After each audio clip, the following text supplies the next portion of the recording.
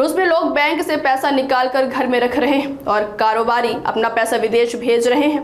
अब सवाल उठ रहा है कि आखिर रूस में ऐसा क्यों हो रहा है। दरअसल रूस और यूक्रेन के बीच लंबे समय से युद्ध चल रहा है। इस युद्ध में रूस का खर्च लगातार बढ़ रहा। इसी बीच लोगों को अपनी बचत और कारोबार के पैसे की चिंता सताने लगी। रिपोर्ट के मुताबिक जून से 14 अगस्त के बीच रूस के बैंकों से करीब 15.2 अरब डॉलर निकाले गए, यानी बड़ी रकम बैंक से निकलकर लोगों के पास पहुंच रही।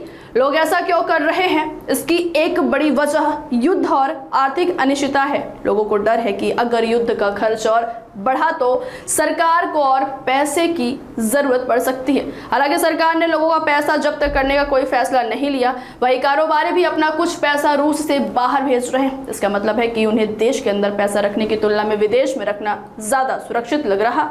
दूसरी तरफ रूस में यूक्रेन के ड्रोन हमले भी बढ़ रहे हैं। अब रूस के अंदर फैक्ट्रियां, ऊर्जा और सामान पहुंचाने वाले ठिकानों पर भी हमले हो रहे हैं। इससे कारोबारियों की चिंता और बढ़ गई। अब बात रूस के सरकारी खजाने की।